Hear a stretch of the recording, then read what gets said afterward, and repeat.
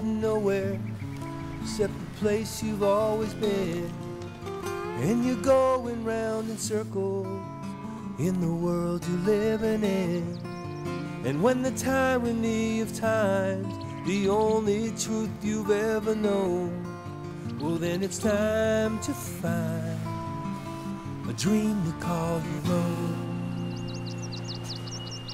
When the road you're on is rising to your possibility, you can see a new horizon of where you want to be.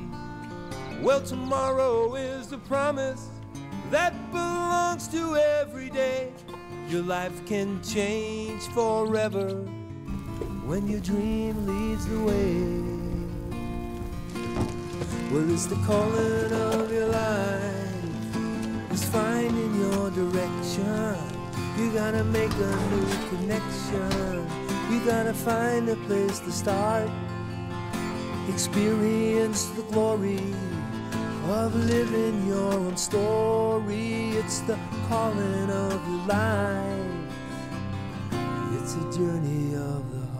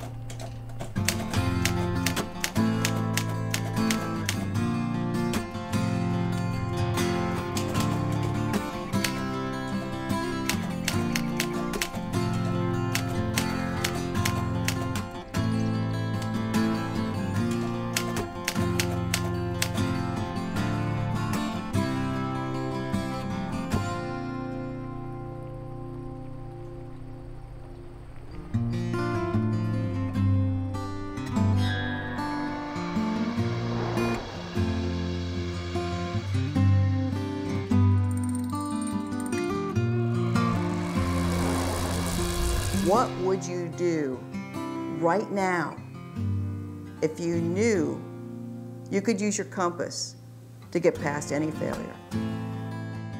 Your compass is your inner sense of direction. It's the road that's guiding you to the fulfillment of your wildest dreams. Your compass is the inner voice and inner vision and intuition and inspirations that are guiding you, prompting you, refining you to your magnificence. It's what allows you to tap into that part of you that you know can do more and be more and give more in the world. Everything that we are seeking outside of us is already inside of us. And all of the answers to every question that we have in life, we have if we go deep within. The greatest journey you can ever take is the journey of self-discovery.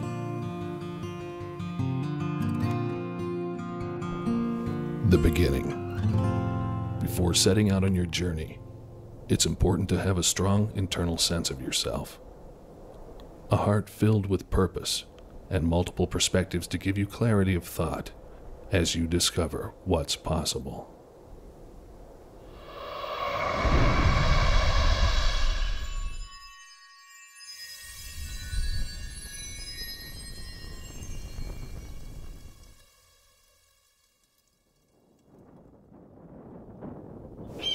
They say the first step's the hardest one.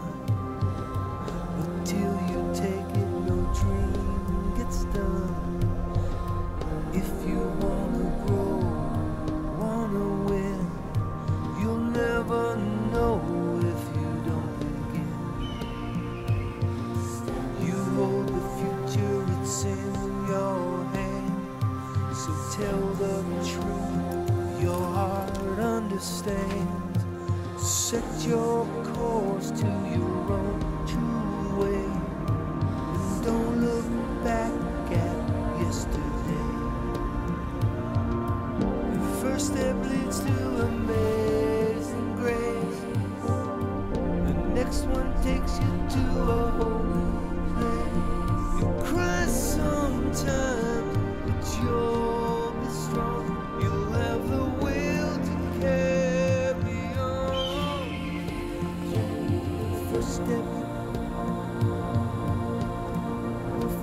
perhaps the hardest one.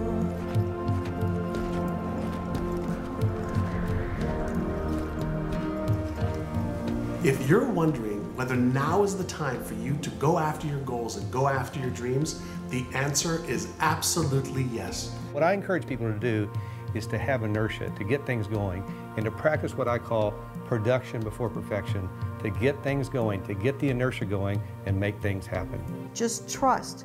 It's time for you. You can't wait for the time to be perfect, because the perfect time will never happen. You don't have to wait till you know more, do more, or be more. Your time is now. And so the ongoing realization is that wow, there's only the now, really. And you're either blurred to it or you're seeing it clearly.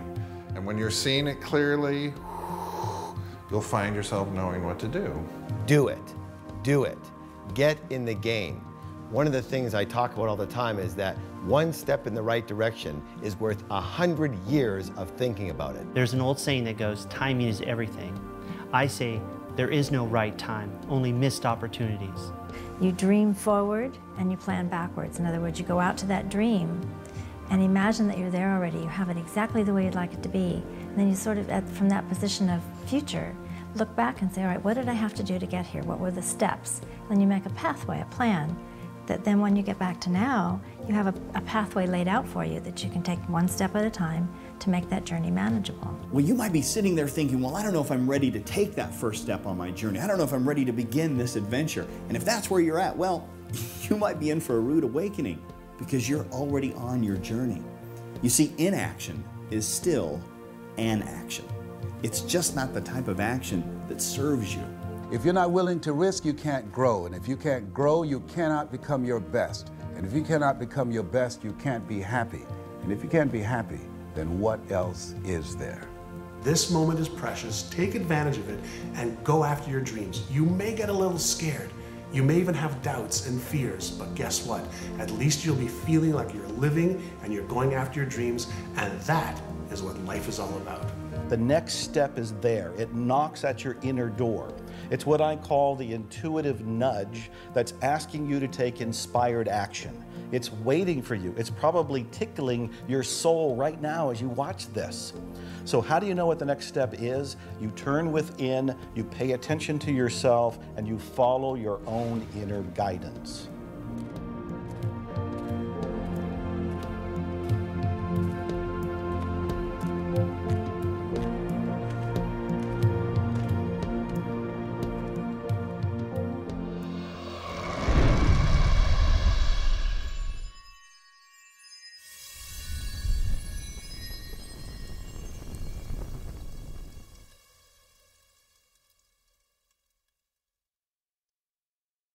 Foundation is very important because if you don't have a foundation, anything that you build will crumble.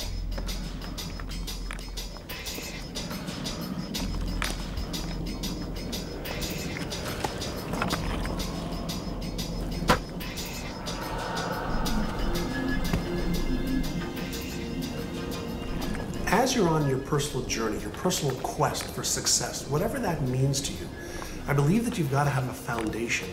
And that foundation is going to be inherent in your self-esteem.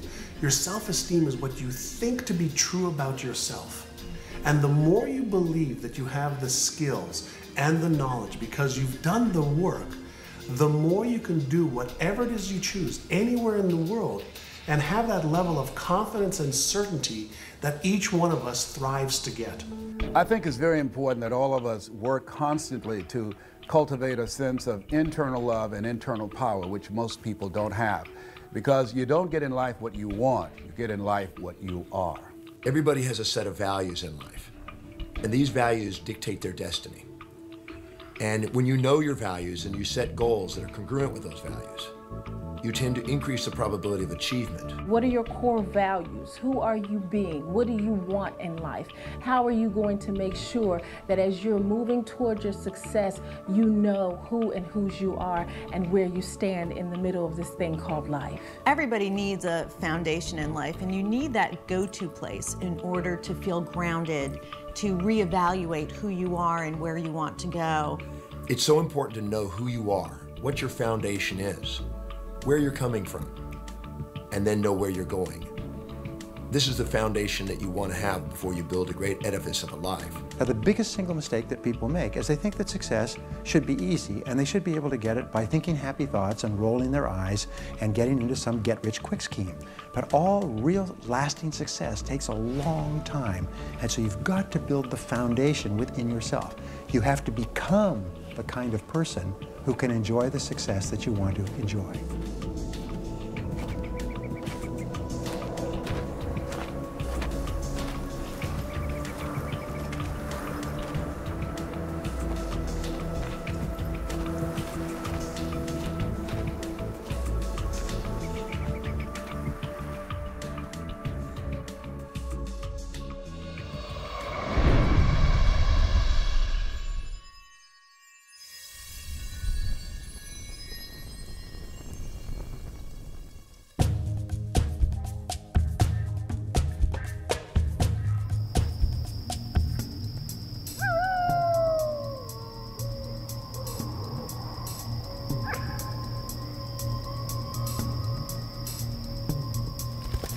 So many people change homes often throughout their lives and are in search of that feeling of being at home. They move, they can never find it. They're never truly at rest. They seek different religions and spirituality, but they can never really find home because they never find contentment. Home can be either that place of environment where you come home to at the end of the day and you want it to be just a safe, comfortable atmosphere, calm, peaceful, energizing, whatever it would represent for you in the real world. And home is also that place of coming home to self. Your home is an important place to start from. It's your springboard, it's your recuperation area, it's your grounding area, and whatever home is for you. Maybe it's your house, maybe it's your community, maybe it's your family, maybe it's your spiritual altar. You have a home you can always come back to and always springboard from again. That's what you can draw from. That strength from home, you'll be able to go out in the world and find your greatness. When we get into our home, we can find a place of security, a safe haven where we can be ourselves in spite of what is going on in the world around us. So a home, a place of your own, a place that belongs to you, is an essential part of establishing the foundation for motivation and high accomplishment. In design psychology, we say the home is the absolute basis of everything you do. Your surroundings absolutely affect how successful you will be and your progress. And what it is that you're being able to do is based on your surroundings every morning, every night. When you wake up, is it energizing? Is it conducive to your goals? Because what is in your home is reflecting who you are. And what reflects who you are will come along the way with you all the time. Home is essential to your success. You need to have this little safety net, this little nest that you can go to, that you can rest in, that you can recuperate in, that feels safe for you to rebuild your energy and your forces so that you can go back into the world and pursue your dream and follow your compass. The universe is my playground, the world is my home, and every country is another room in the house, and every city is another platform I can share my heart and soul. I really believe that this whole world is my home. And I believe having a foundation of a home that's global allows you to do things across the world.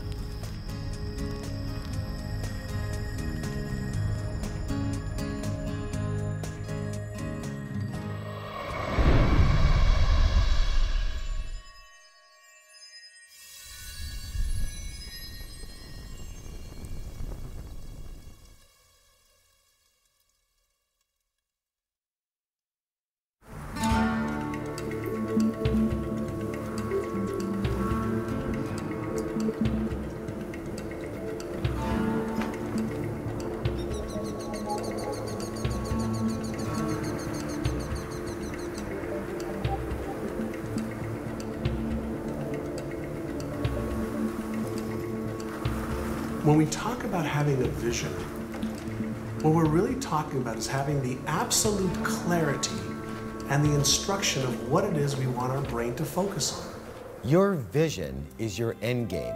Without it, there can be no direction, nowhere for you to go, nowhere for you to start, nowhere for you to end. Clarity of thought and clarity of the vision is essential The clearer the picture, the more direct the path to get exactly what you want. The question is, what are you looking at? That's what vision is about. What you see when you look out at life, and how are you going to move based upon what you see. Your vitality in life is directly proportionate to the vividness of your vision.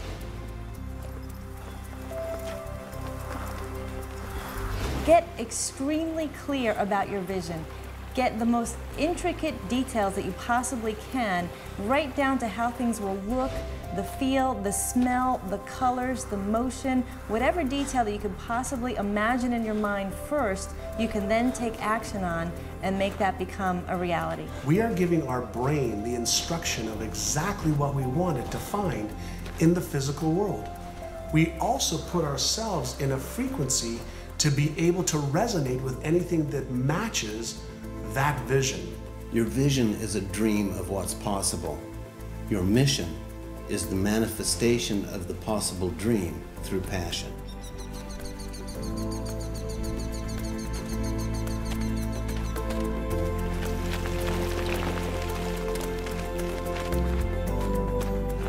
Well, visualization is a starting point because there seems to be a one-to-one relationship between how clear you are about what you want and how fast you move toward it and how fast it moves towards you. But it's not enough, because then you have to do the work. Then you have to take the steps. It's good to have a clear idea of the mountaintop, but now you have to hike. Visualization is more of a first step. You visualize what you want, and then when you open your eyes, you take action. The action is what will lead to the completion of the very thing you've been visualizing.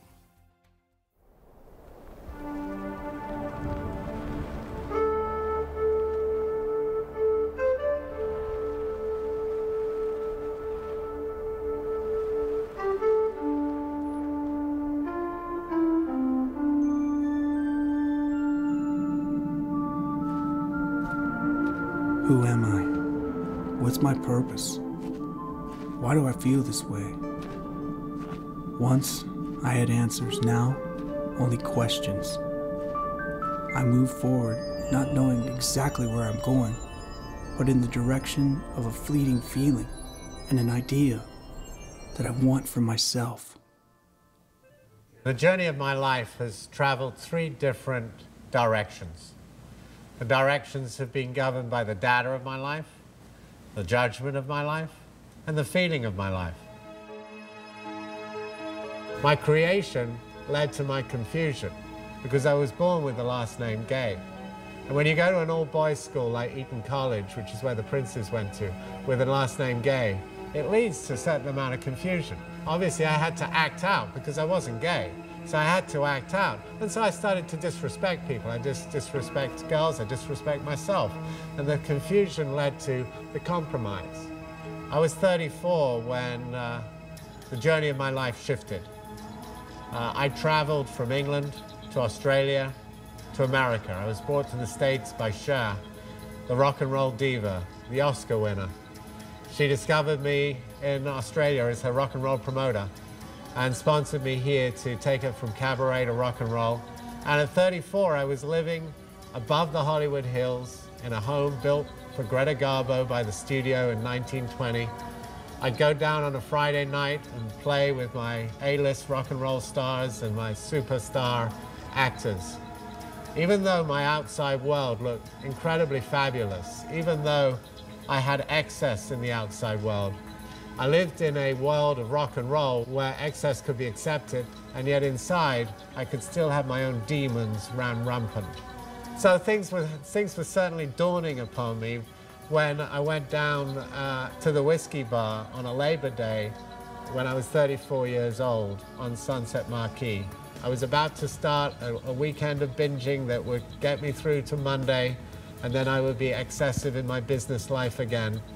And I went into the men's loo and had someone in there. I was taking some drugs, and that person that was actually of the opposite sex, she could have been 34, which I was, but she was 19, and she'd always been 19. But I'd just gone from 19 to 20 to 21 to 22 to 25 to 30 to 34. And it just happened that in that moment I looked in the mirror and I saw myself long enough, and some light appeared, something appeared that was of peace. Whatever happened in that room at 34, I came out different. I walked out of the bar, I didn't even say goodbye to my friends. I went back to my home, and in that moment I gave up those buffers to my feelings.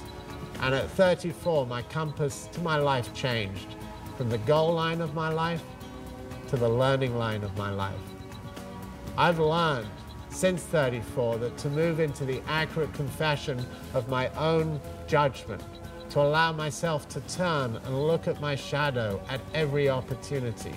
Whenever I have anger or aspiration, whenever I want to blame myself or blame myself for being another, it's so much easier to give than it is to receive. The story of my life is that I am a crusader of love.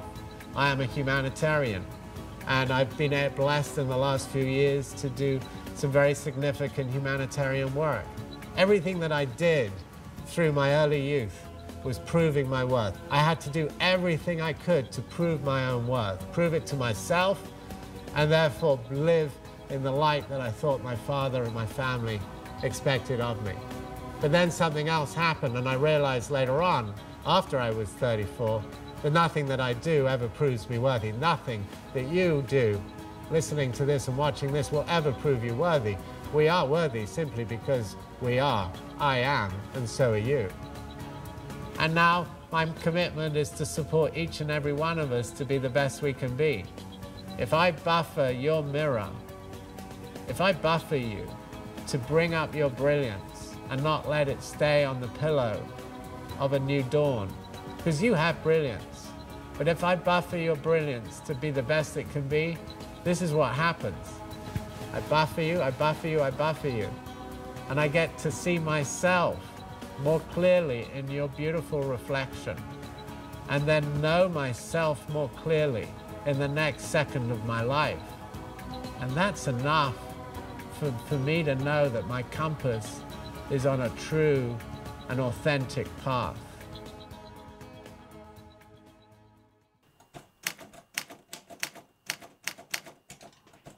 On the road. You cannot control the world around you. What you can control are your thoughts, the integrity by which you live, and how you choose to make a positive difference in the world. Your life and your legacy are in your hands.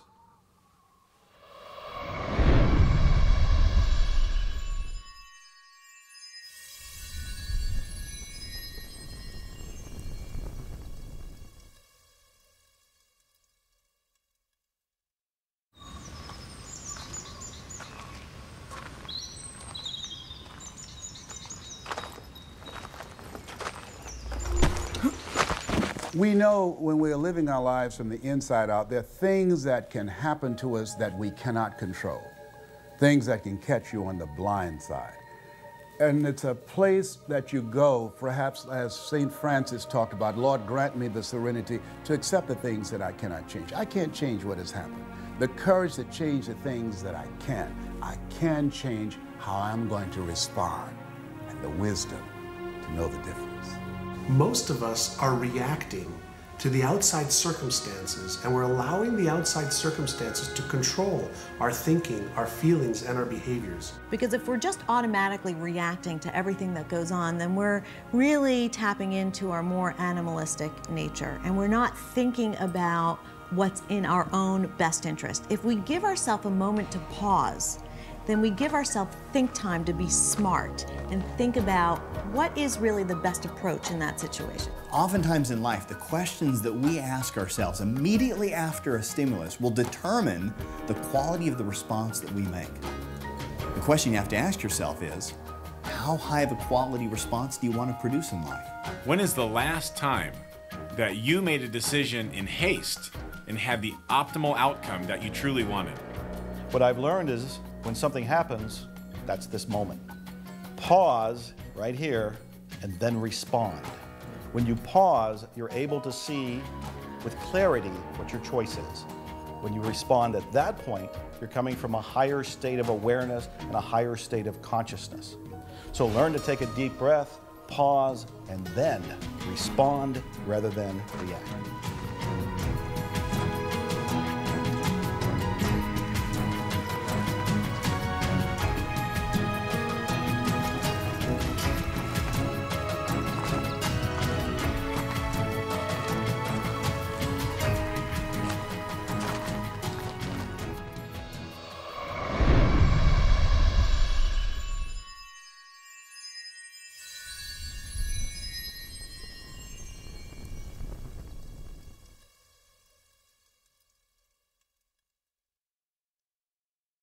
Staying focused is a matter of reassessment on an ongoing basis. Sometimes our path is not a straight line. Most often it is not. So it's about gathering all the information that you have at that time and figuring out how you will use this information going forward to get exactly what you want. You're going to have a lot of failures, a lot of disappointments, but those are not things to stop you. Those are things that will build your character. And as a result of those things, you will grow through those things and begin to discover some things about yourself that you would not know otherwise. Start seeing the challenge as a part of the quest. When you do that, you can embrace it versus resist it. All you do every single day is you achieve one mini goal that moves you in the direction of something that's important to you. You will have this feeling of forward progress. You will be internally motivated. You will feel excited and positive about yourself. Your self-esteem goes up. You feel like a winner. You have more confidence if you just achieve one little goal at a time. You've got to hold the vision, even when you cannot see any tangible results or any of the activity that you're engaged in are working. And through persistence and patience, did I say patience? Yes, patience. You continue to move forward, things will begin to appear. We have to make sure that we are not going through this thing called life malnourished. And unfortunately, we do get in places where we find ourselves mentally, emotionally, and spiritually malnourished. So give yourself what you need to make sure that you can actually deal with what you're growing through. Not going through, but growing through. Listen to something positive every day. Read 10 to 15 pages of something that will help to nourish your system, nourish your spirit, and give you what you need in order to win in the game of life. Especially on the hard days when you're getting thrashed, when life is hard, pause, breathe. It brings your attention into the now. And when your attention is then here in the now, you find yourself knowing, intuitively, viscerally. You find yourself knowing what to do in order to solve the problem that was bugging you. And remember that the date that it is today will never be the same again. Wake up in the morning when things seem slow, look at your calendar, and realize that that day is the last time you'll ever see that day, so make it good. It's very possible that you're being a passenger and not the pilot of your life. And you just have to take control and make that decision to live with intentionality. It's not always going to be easy. In fact, sometimes it's going to be very difficult. It's persistence and desire that gets everybody over that difficult hump.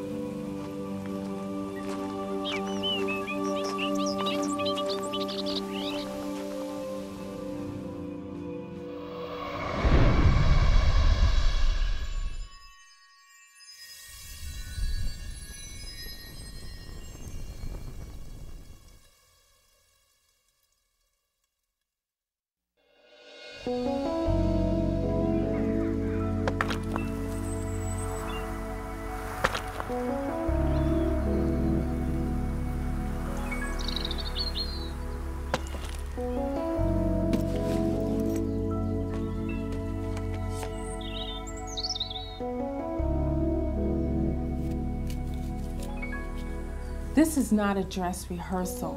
This is it. So don't hold back on your ability to give. Find ways to give. Be creative about giving. Get excited about giving. There are people that need you to find a way to give into their life. And I encourage you, as you're giving, understand that he who gives, it shall be given unto him or her. Pressed down, shaken together, running over, shall men and women give into your bosom. And to know that you're making a difference in other people's lives, I don't think that there's a better feeling that you can have to know that somehow either your time or your money is making somebody's life a little bit better. If we all did that, even if you don't have money to give, you can give your time, your energy, your talents, but whatever you give back, you get to keep.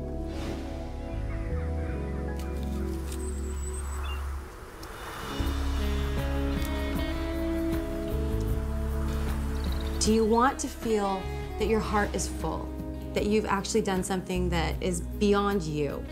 You need to give back. The times when you're feeling the lowest, the times when you're feeling the most down, that's the time you need to be giving back, because when you give back from there, it creates a sense of abundance. It creates within you a sense that you have more to give.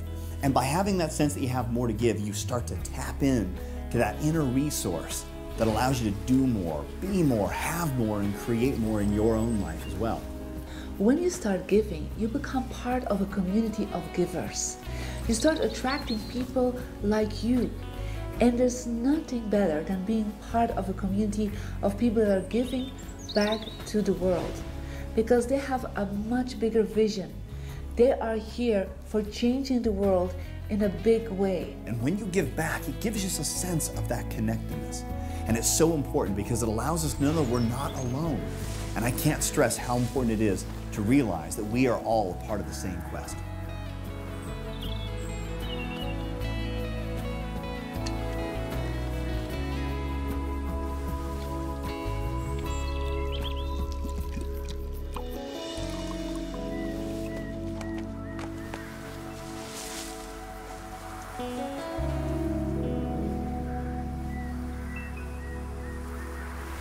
Someone once said that there are two types of people in the world, givers and takers. The takers sometimes eat better, but the givers always sleep better.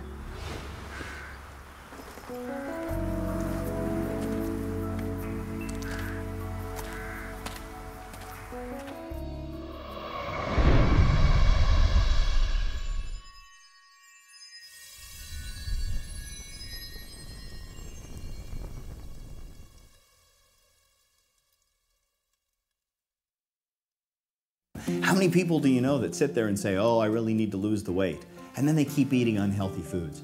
How many people do you know that sit there and say, oh, I can't stand my job, and then they keep going back to that same job day after day after day? How many people do you know that sit there and say, oh, I'm not happy in my relationship, but they go home every day to that same person that they don't love anymore? You cannot invest any more in a future that doesn't exist. Life is unpredictable, and you've got to be flexible and versatile and be willing to make the adjustments necessary that will move you in the direction of your goal. And you've got to ask yourself, am I on course? Am I seeing the results that I want to see? You've got to monitor yourself and continue to execute in the direction that's giving you the most positive feedback.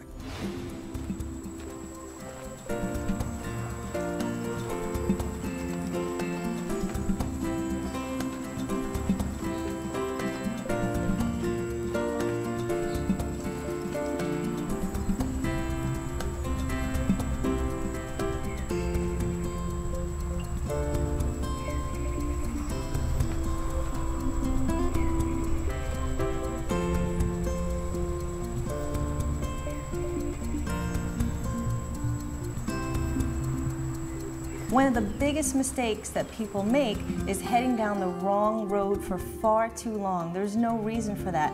Once you realize you're going the wrong way, as quickly as you can, stop and get back on track.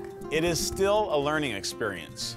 Once you figure out what the lesson is, put on the brakes. Don't go any further. Lesson learned. Take it with you. Put it in a safe spot. You can use that information later and then move in the right direction. Think in terms of when was the last time you had a big east to west smile on your face? When was the last time you felt joy in your heart? And when was the last time you knew you were on track? And then put together a plan of action of how you can get back to that place. If you're going down the wrong path, do you really want to change? And if you do, step back and say, I want to change. And whether you're going down that path for 1 week, 1 year, or 10 years, you have the right to change. It's your life. One small move in another direction can be right for you and take you from going from stuck to unstuckable. And when you're in that situation, there's no stopping you. It's like going from being stopped to being unstoppable.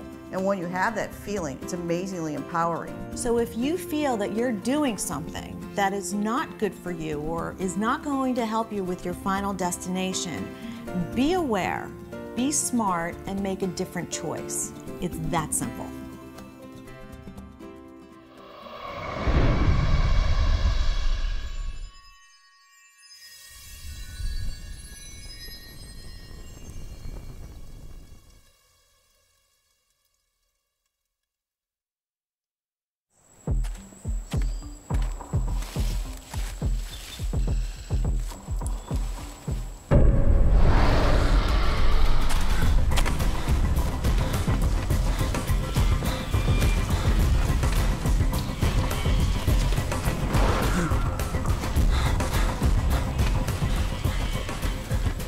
Courage is that place we find within the depths of ourselves where we take an action even if fear is present. Nobody is born with courage. As a matter of fact, most of us are afraid. The difference between the brave person and the coward is that the brave person confronts their fears and does it anyway. The coward allows the fears to control them. Fear, what is that? False evidence appearing real. We have to find a way to move beyond it and to be unstoppable and to be relentless and know that we can be the courageous beings that we were designed to be. Courage is something deep within that allows you to step forward, step into that greatness, step into the risk, and do it anyway. A big part of courage has to do with one's confidence. If one takes the unknown to the known, you will become more confident. Take the unknown to known by doing research, by gathering information, by reading books, by really pulling information. Every way that you can take the unknown to the known, you'll be more confident. More confident, more courageous, more action, more success. You have that spark of greatness in your heart. You have that calling, that pull that is saying, let's take that difficult path. Let's hit that summit. Let's take that adversity and let's meet it with full force and with courage. And when you start to feel courage, it seems like the universe supports you with that and gives you more energy to accomplish the things that you want to accomplish. What are you doing right now that's scary? You're not scaring yourself. You're not stretching yourself. You're not empowering yourself. You're staying safe. And as far as I'm concerned, if the fear isn't great enough, then the goal probably isn't big enough. So even if you're afraid, take that first step. I promise you won't regret it.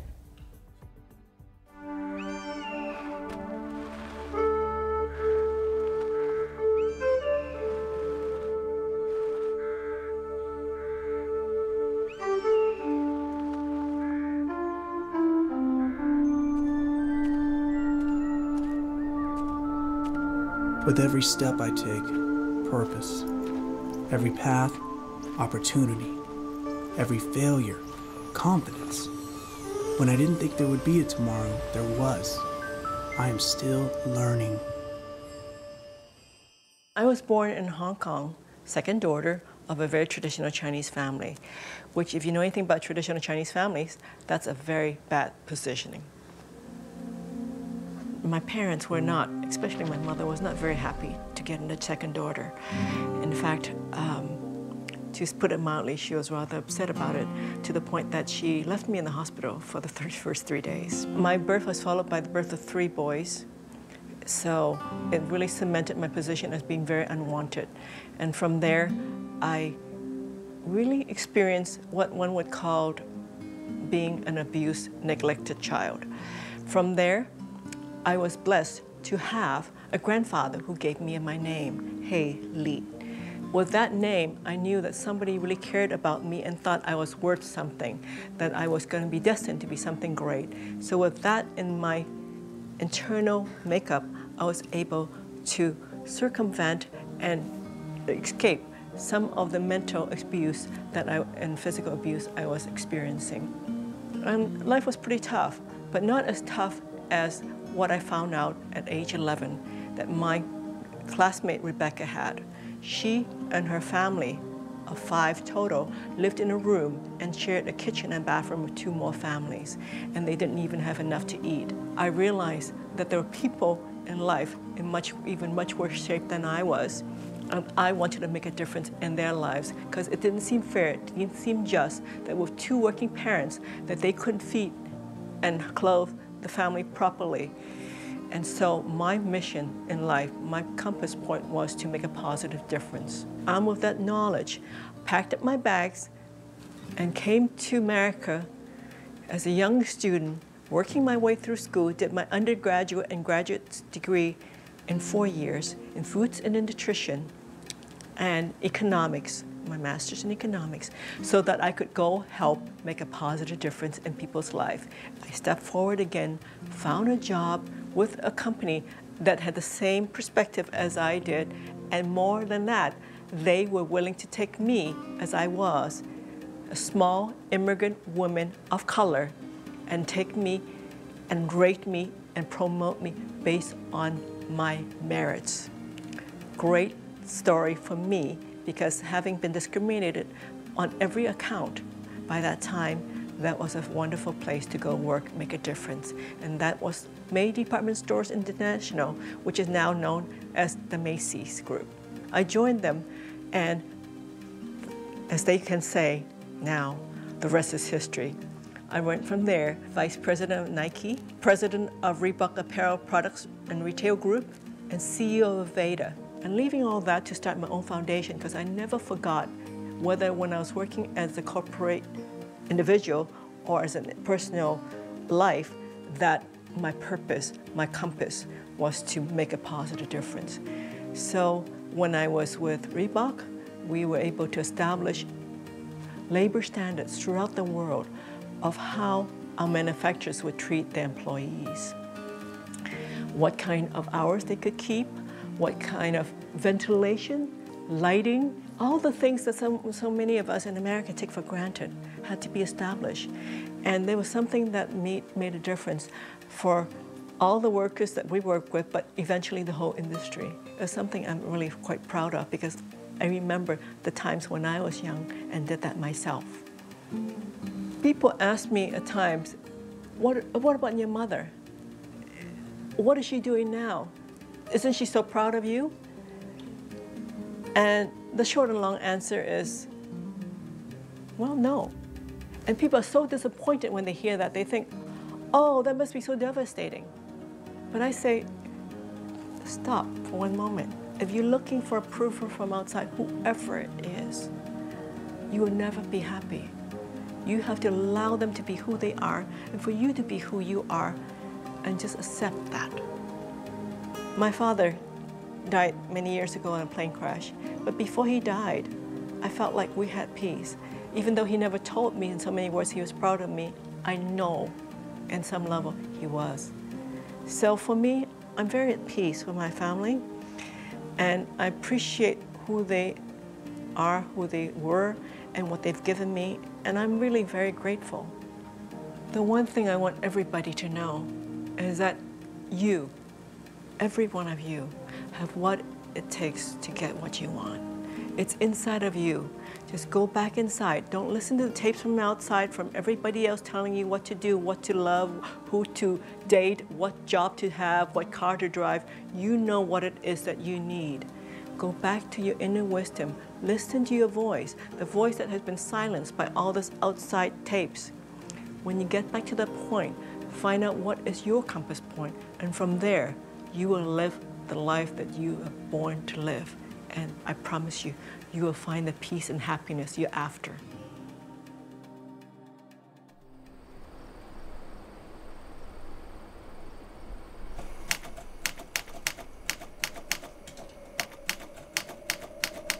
The journey within. Perhaps the greatest journey you can take is the journey into the hidden treasures of your mind and the eternal wisdom of your heart.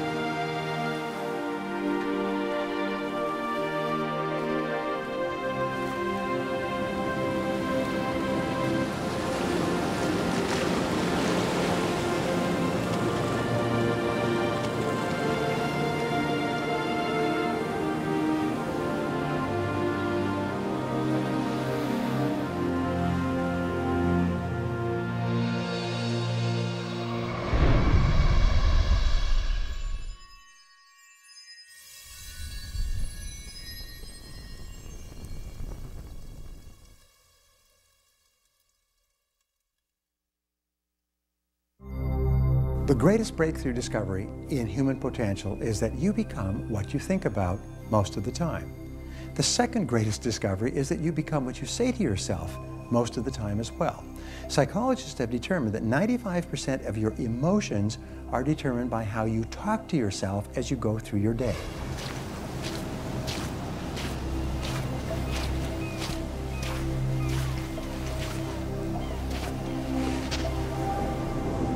What am I gonna do? Live on this beach forever? I should be moving on. I had plans. If only I was smarter, better. You're never gonna make it. You're not good enough. You're never gonna make it. I should just give up. You're not smart enough. Give up. You're not good enough. What we say to ourselves has a huge impact on our success. And I ask you to really think about how aware are you of your own self-talk? Are you encouraging you to go forward? Or are you discouraging yourself? We all have a problem with negative self-talk. One of the ways to alleviate that problem is that when you hear disempowering voices come through your head, simply say thank you for sharing and put your attention on a much more empowering thought form. MIT did a study, and the study indicated if I tell you you can't do something, someone else has to come along 17 times to say, you can do it, you can do it, you can do it, to overcome that one time.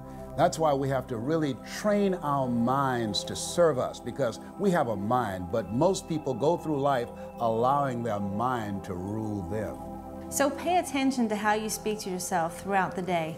And when you find yourself saying negative thoughts, turn it around and say things like, I'm strong, I'm confident, I'm unstoppable. That will move you much closer towards the direction of your compass. Because it's so easy to get caught up in self-attacking negative thoughts. I mean, our brains are really good at that. So sometimes a positive affirmation can help us to feel better. And I think that's really the key. Affirmations are a great tool to help you reprogram your mind, to help you reprogram the subconscious mind, which is responsible for what you think about yourself, what you think about, and what you do. You're never gonna make it. You're not good enough. You're never gonna make it. You should just give up. You're not smart enough. Give up. You're not good enough. No. I won't give up. I will carry on. I am strong. I am smart.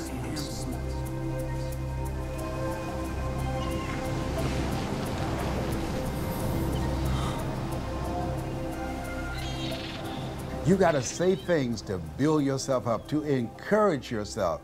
Each and every day you've got to say, I am going to make it. I will never stop. I will never give up. I think affirmations are wonderful under a few conditions. You need to make sure that they're true, they're accurate, they're attainable, and they're done on a consistent basis to where you can yield the results that you want. And affirmations are nothing more than declarations that you choose that'll help you achieve your goals. They're the pillars for the vision of your life or your business.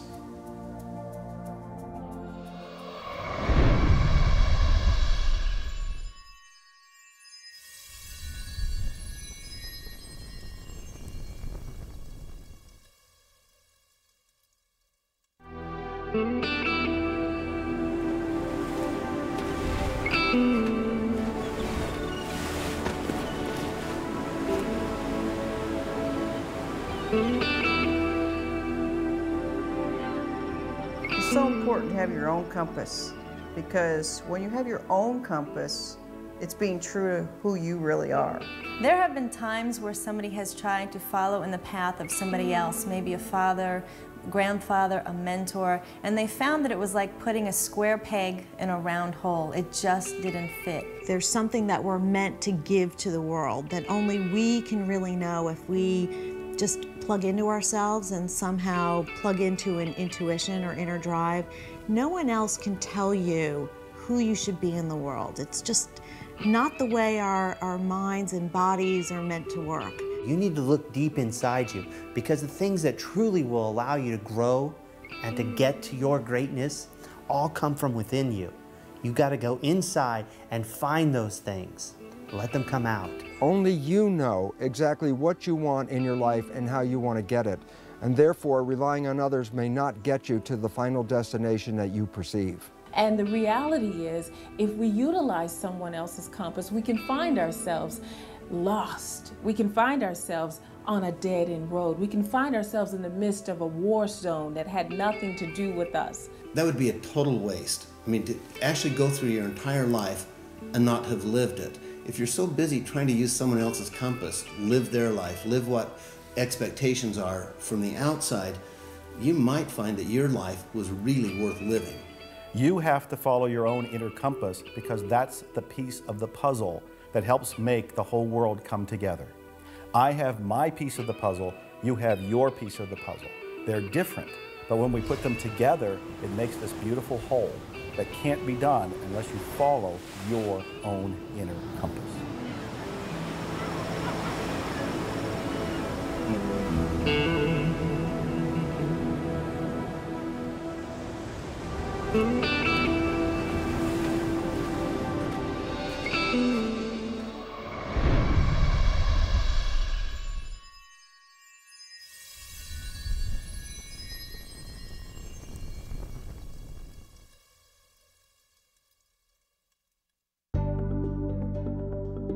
Everything first exists in spirit, and then it materializes. I don't believe that we could animate our bodies, move our bodies, direct it purposefully towards some objective without having some degree of inspiration driving us.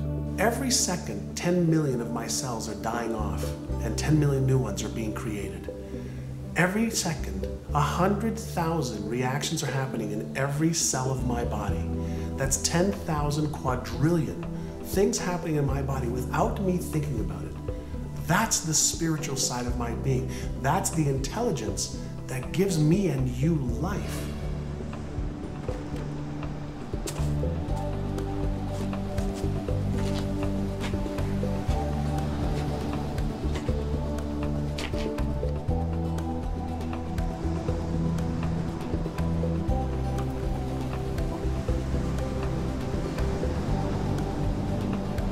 What you're looking at is this material manifestation of something that's spiritual within. The spiritual and the material are two sides of the same coin. Everything that you see out there in many ways is an illusion because it looks like it's real, but it's really spirit which has taken form in a concrete way. Listen, we can't control everything that happens in our lives, but with spirituality, sometimes we get a sense that sometimes things don't always happen in our time frame, in the way that we want to have happen, but it doesn't mean that it won't happen for us. So being in touch with a spiritualism helps give perspective that it's not only about us, that there is a bigger picture out there, and I really think it helps us with achieving our overall goals. Spirituality reveals that we are connected to everything that exists on this planet. We are not isolated individuals, but part of a larger whole, a larger part called humanity. When you realize it's all spiritual, life becomes a game. It becomes something that's much more playful. The stress is removed. You still go for things, you still have bumps in the road, but you realize that it's a spiritual journey. And I don't think that you can learn it or discover it for you until you're ready. And no one can force it on you. No one can make you want to learn it. But when you embrace the concepts and you embrace the idea, you will become more of a whole person than you ever imagined you could possibly be. But once you get connected to the spiritual part of yourself, the spiritual part of your being, you understand that you do not have to look at the circumstances and the situations in your life and feel as if that's it. Understanding that you are a spiritual being who has come here to have a human experience.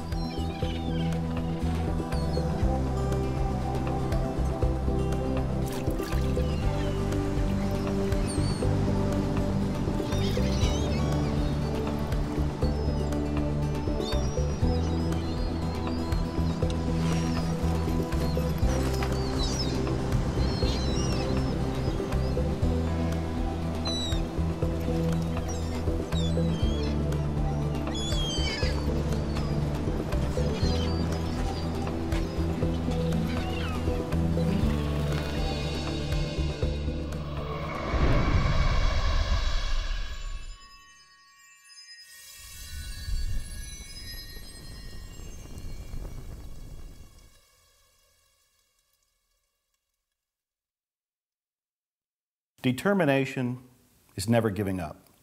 No matter what happens, no matter what the bumps are, you keep going. You take a deep breath, you look within, you realize that you can achieve anything.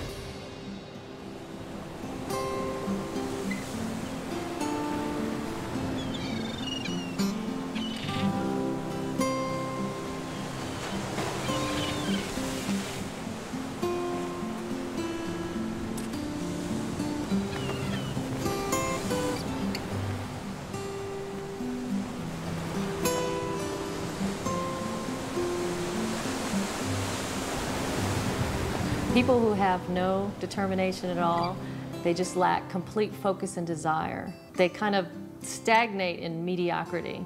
Without determination, you don't have any fuel for your dreams.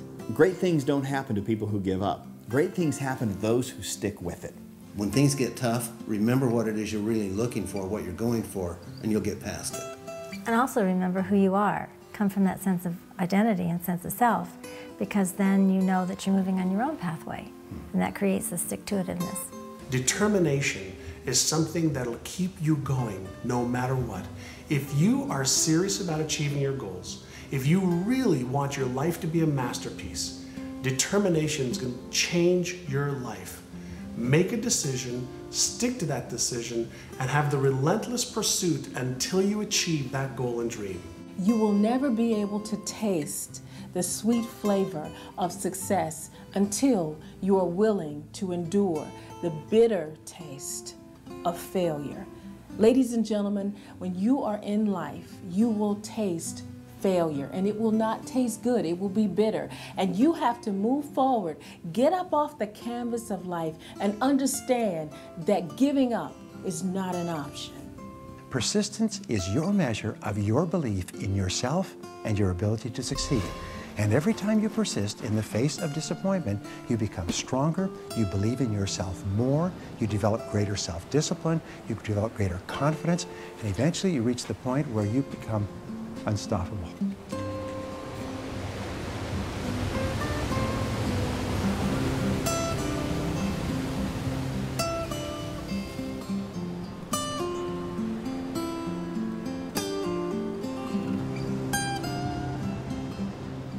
Nobody has to get you up in the morning to do what's truly most important to you.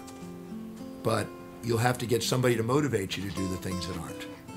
If you want to have an empowered will, a determination that's undefeatable, make sure you set goals that are truly yours, from your highest values that inspire you, that you can't wait to get up in the morning to go live.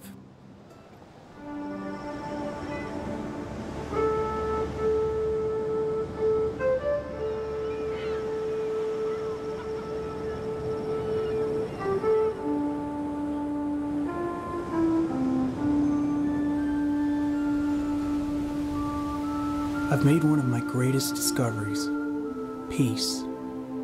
It was buried deep within me, and now I can finally see. I see the road ahead, and for the first time in a long time, I can see myself. My life was not meant to be spent inside a cubicle, so I made a decision right then and there to follow my dreams, to find something that I'm passionate about, and to chase that career of adventure.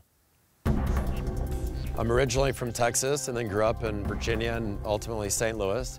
And ever since I was a kid, I was always getting into trouble outdoors, running around, playing with snakes, running through the creeks, digging in the mud, and just loved being outside. I would leave in the morning, I'd come back at night for dinner, and that's what I would do every day. And that led to really enjoying and loving being in the Boy Scouts. Looking back, I see what a huge impact the Boy Scouts and becoming an Eagle Scout had on me. It gave me the confidence as a kid that I carried with me in life. I let successes like this drive me, not failures. So for me, it was, I realized, hey, I can set my goals as high as I want, the highest thing there is in Boy Scouts, and achieve them. And from there, it just led, in life, I've always tried to set high goals and go about achieving them. So Boy Scouts to me was a very instrumental part, a huge stepping stone to my life and the future ahead. In high school, my focus was on academics and sports. I played football and loved every minute of it. Then, when it was time to go to college, I decided to narrow that focus and major in business because I thought that would give me the most options outside of school.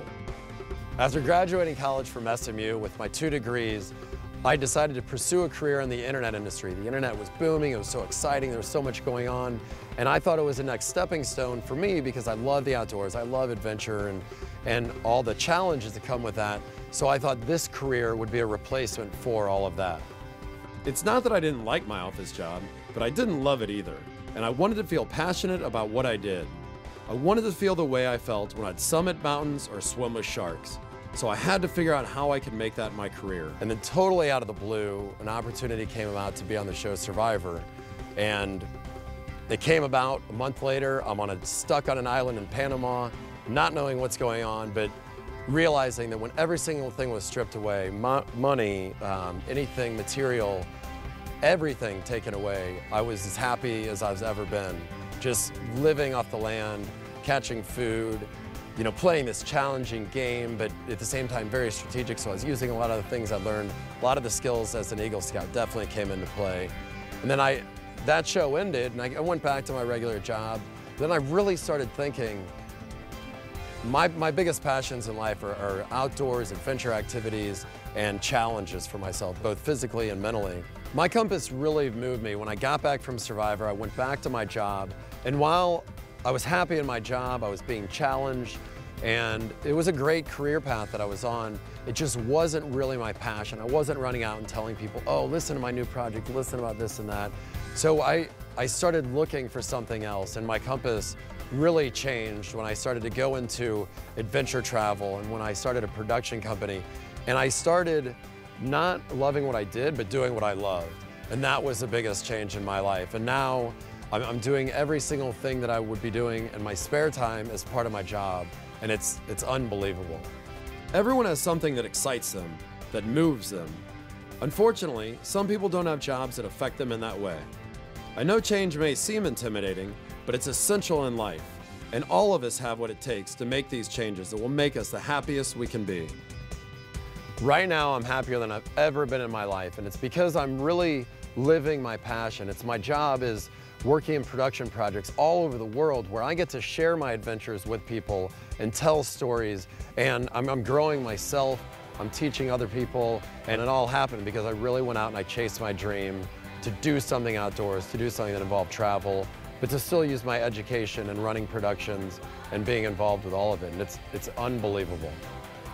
Now, I know everything that I do may not be for every other person. Some of it might be a little too dangerous or uncomfortable or just flat out not fun, but the bottom line is I'm doing what I love and what I'm so passionate about. And I think, you know, life's too short not to do that. So the one thing I would say to people is go out, find out what you love, set a goal, go after that, stick with it, and chances are you're going to be so much happier than you are doing whatever you're doing today if it's not along that line.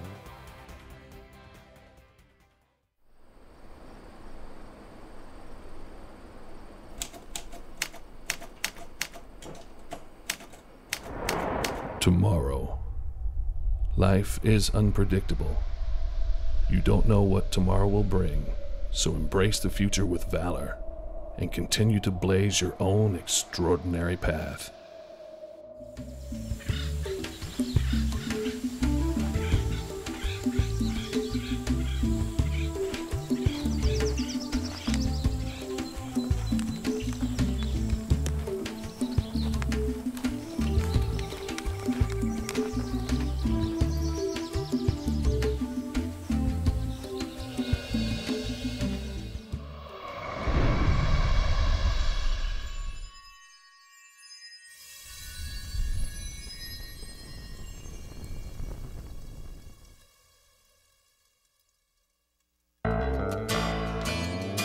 The needle on your compass is always adjusting to find out what's exactly right for you. What's important is that you need to do your part, and that is to watch, to learn, to listen, to hear, to pay attention, and to take that advice that you get from inside to guide you in exactly the right direction.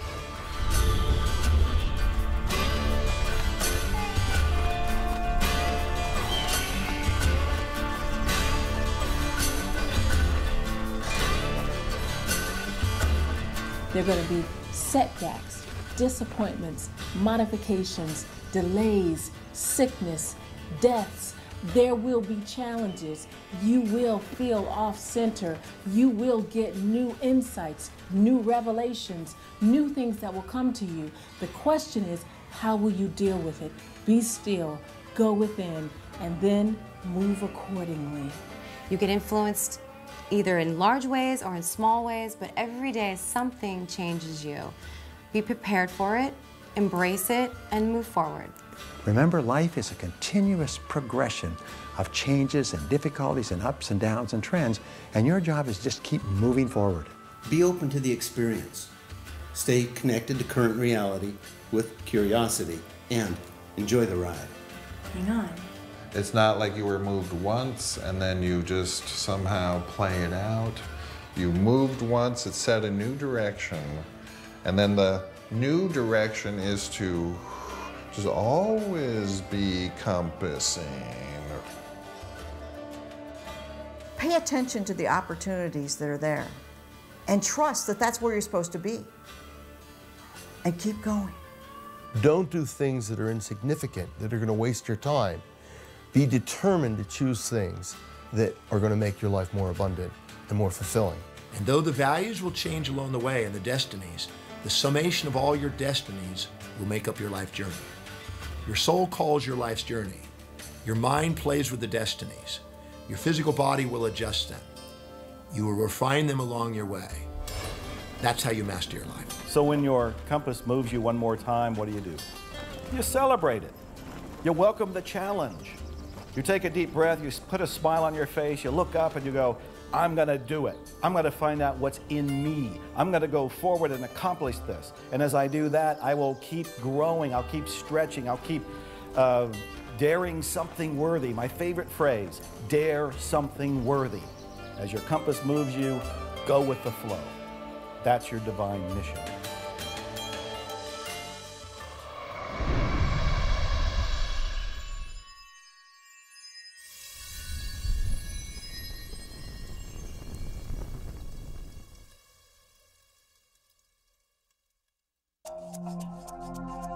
Gratitude is one of the most important emotions that we can hold in our life because it recognizes that we are living in harmony with the universe and accepting what the universe has to offer. And in this way, the universe provides us more of the same.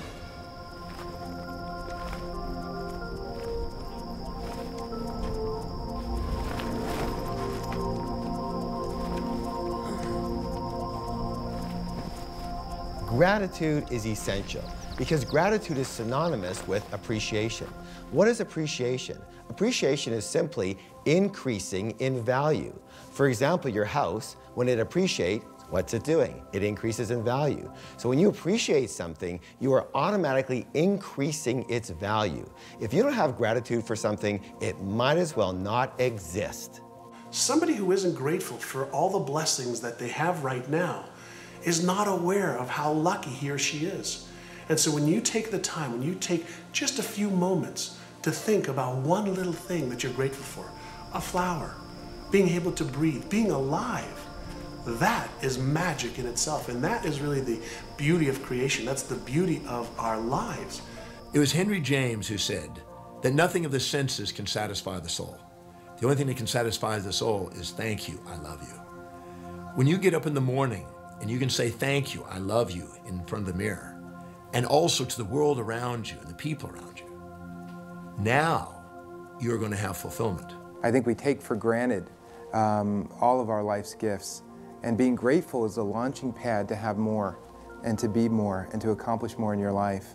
Gratitude is actually the grace of life. The more gratitude you have, the fuller your life will be. So we must wake up each and every day with a sense of gratitude, with a thanksgiving, not just for Thanksgiving during the holiday, but a sense of thanksgiving throughout our entire lives. It should be a part of our lifestyle because we have so much to be thankful for. It's not just a palliative that you brainwash yourself with in order to get through troubled times. It's sort of like the sign that, wow, you're finally experiencing reality clearly. Gratitude is appreciation, it's love expressed. It feels good to the one who's feeling grateful, and it's beneficial to those who are in receipt of it. I remember hearing all about gratitude, and I sat in my room, and I was in a dumpy little place, and I think I had a car that broke down a lot, and I was struggling to pay my rent, which was probably $200 a month, and I was very unhappy. But I was trying, probably just like you. And I remember picking up a pencil, a simple number 2 lead pencil. And I thought, okay, let me try to be grateful for this. And I was resistant to the whole idea. And I looked at it and I said, yeah, okay, with this pointed end here, I guess I can write a grocery list, I can write a romance letter, I can write a novel, I can write a suicide note. There's all kinds of things I can do. And I started to shift a little bit and thought, well, that's kind of amazing. That this little piece of wood with this little piece of lead, I can actually do things that would change my life. I can write affirmations with it. I can write intentions with it. I can write out my vision with it. I can write out all kinds of things. And then the other end, if I didn't like what I wrote, I can erase it. And you notice I'm smiling now as I think about it because I'm remembering the first time I actually did this, I began to feel genuinely grateful for the pencil, And as I felt grateful for the pencil, I would look around my room and I'd go, there are people that don't have this.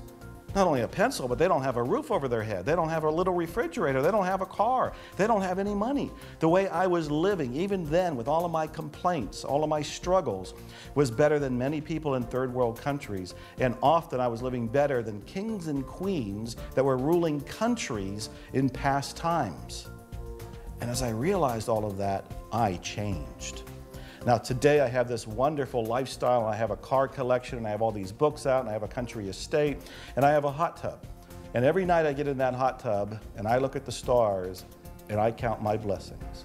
I say thank you because I'm grateful. But it all began with a pencil.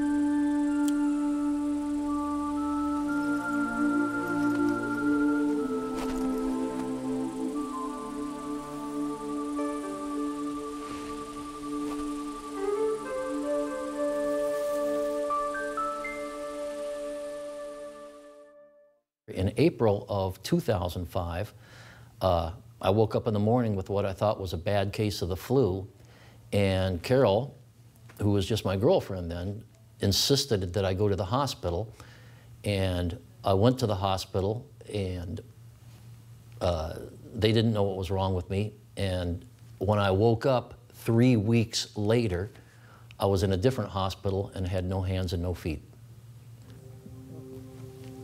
I was born in Portsmouth, Virginia in 1954. My dad was in my opinion, a Navy hero. He was in Pearl Harbor when it was bombed. And I was raised the first 3 years of my life in Washington, D.C., moved to Chicago when my dad was stationed in the Navy base, the Great Lakes Navy base. And then because of the health of my mother, who was a rheumatoid arthritic, we moved to Arizona in 1959 to keep her on her feet, and she stayed on her feet for another 30 years after that, so that was a good choice. In 1985, I was in my backyard and I was shot in the back by a little boy that was playing with his dad's rifle, and he was shooting at his back fence, and I was on the other side. And the bullet went through the fence and hit me in the side, and it shattered my spleen and entered my backbone. But that happened in 1985, and because I had no spleen, then 20 years later, in April of 2005, I contacted an illness that caused my amputations. Jeff was in a coma in the hospital, and everyone was telling me, all the medical professionals were telling me that he was going to die, that he wasn't going to make it. And I had accepted that as a very likely fact, but they wanted me to sign a DNR. and I couldn't do that. I just knew that Jeff wouldn't want me to do that. I went outside, I was a smoker at the time, and I went outside and sat on my smoking bench, and one of the nurses had given me a bookmark, and on this bookmark there was a poem that says, "Don't give up." And I read it, and it moved me, but I put it in my purse and went out for a cigarette, reached in for a cigarette, and every time I reached in my purse, I came out with the bookmark. And I kept looking at it and putting it away, and then I realized that that was it. I had to just not give up. Now you have to understand that every medical professional at that time was coming on down on her pretty hard. Let this man go. His life is not worth saving at this point. I don't even think we can save his life, even if we tried. And she was the one that said, no, you are going to do everything you possibly can. When the surgeon came in and looked at Jeff and said, he looked at him for maybe 10 seconds, and then he turned and walked out of the room saying, I'm not going to do it. I ran after him, grabbed him by the shoulder and turned him around and said, you have to do it. Someone has to do it. And he said, no, he'll die on the table. I'm not going to do it. And I said, he'll either die on the table or he'll die right there in the room. He has to have the surgery. He can't live without it. He said he's going to wake up with no hands and no feet and hate you forever. And I said, so be it. And I hate this woman so much that on June 11th, 2005, just barely over 2 months after this happened to me, while I was still in the hospital, I asked this woman to marry me. And we were married by the hospital clergy in room 105 in telemetry, in the same hospital in which the amputations happened. When I had woken up and realized that I had no hands and feet, I was really inundated with visitors, colleagues, ex-students from years back that I didn't even remember. But I remember one of the department heads that I had came in and he said to me, Jeff, you're at a crossroads right now. You can either lay there and feel sorry for yourself, or you can use this as a springboard to go out and change lives. It was a wonderful, positive thing to say. And I can remember while I was awake, my principal had called me up several times. And he called and talked to me on the phone, told me about the wonderful things that were happening at the high school where I was teaching. But he always finished up the conversation with, can you give me some sort of timeline for when you're going to be back in the classroom?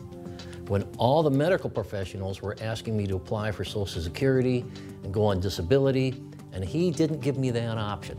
Every conversation ended up with, I need to know when you're going to be back in the classroom. And less than 8 months later, I was sitting in his office getting ready to start teaching again full-time in January. I will never, ever believe that God did this to me. But I do believe in my heart that God kept me around for a reason. Something that I really live my life by now is I'm not going to let the things that I can't do get in the way of the things that I can do. And there's a lot of things I can't do, but there's a lot of wonderful people out there that have helped me through this. A lot of new wonderful people that I've met, and a lot of wonderful people that I've yet to meet. And life it's wonderful.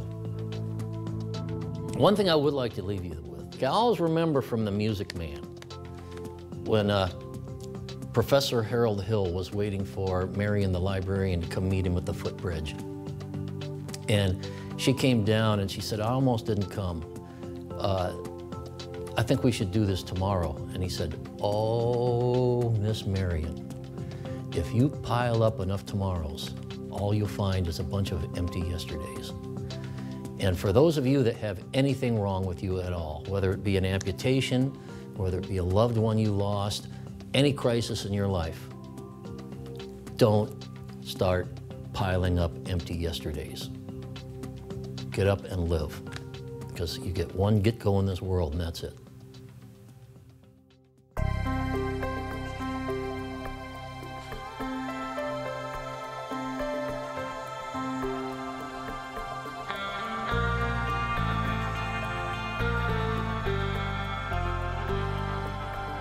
There's a reason why a lot of times we find ourselves having the same New Year's resolution year in and year out. And that is because until you get a new you, you will never have a new year. I'll repeat that. Until you get a new you, you will never have a new year. So I encourage people to get in tune with themselves and to find a way to get to that great self that they know is buried down deep inside of them. And it takes time. It's a process. It doesn't happen overnight. The reality is we live in a society where we're standing in front of the microwave patting our feet, and we want everything like yesterday. But success is a process. So be patient and know that your time will come. What would you do if you knew you couldn't fail? That's when you use your compass. That's when you trust that your compass is there to guide you and you go for it. It is extremely powerful to set your own compass, be true to your own highest values, be clear on your own inspirations and vision, and follow the path with a machete and create a completely new trail that's true to you. Keep this in mind. For every moment you spend focusing outside of yourself, trying to find an answer, you're sacrificing 1 minute that you could be looking inside yourself where the answer's been there all along. Imagine you're going down a 2-lane road. You have speed bumps on both sides that tell you when you're going out of your lane. As long as you stay in your lane, all is well. You're following your path. When you hit one of the bumps on the right or on the left, all it is a little jolt. It's waking you up to say, oh, get back in your lane. Stay on your path. Follow your compass. It's not thinking about the ideas. It's not becoming aware of the ideas. The most important part of our life is actually putting the ideas into play and using them to run our lives. That makes all the difference in the world. How many opportunities are you missing? They're right there, right in your backyard, that you're not acting upon. Listen to your intuition, what is called the still inner voice, that little voice that will always guide you to do the right thing for you. Never go against your intuition. When you listen to your intuition, when you listen to your heart, there's some great power in the universe that will guide you unerringly to doing the right things and being the right person in the right place for you. Confronted by a challenge, and you feel you're literally hanging from a cliff. Instead of focusing on the fall, it might be wiser to focusing on how it's strengthening your hands. It's making you determine what you really want in life, your goal, and maybe giving you an opportunity to show that you can conquer any obstacle and actually go from the cliff hanging to rising above the cliff and getting to the peak.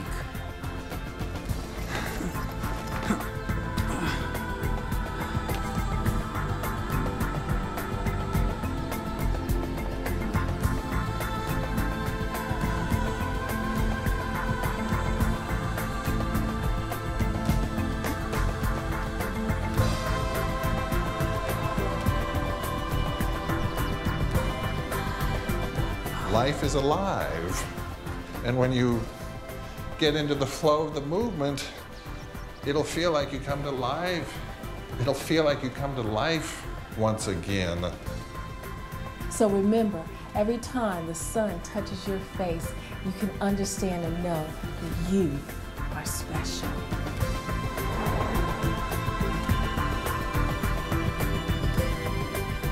As long as we're moving in the direction of our goals and our dreams and we hold on to our vision, we will achieve every single goal and you will achieve every single goal that you have.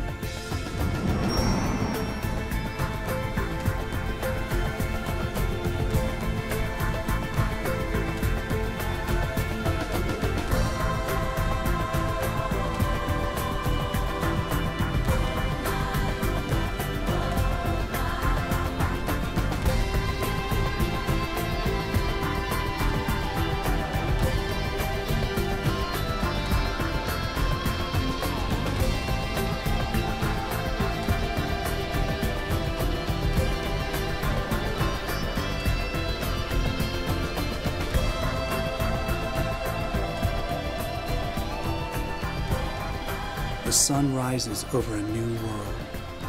We still hurt sometimes. We still cry sometimes. But we carry on. We feel. We see. We talk. We live. I am strong. I am confident. I am here. I am ready. When the end comes for you, let it find you conquering a new mountain, not sliding down an old one. Many people die at age 25 and don't get buried until they're 65. Your life has value. Decide with the compass of your life that you're going to make a mark, that you're going to live your life in such a way that long after you're gone, buried in your grave, the impact of your life will continue to show up long after you're gone.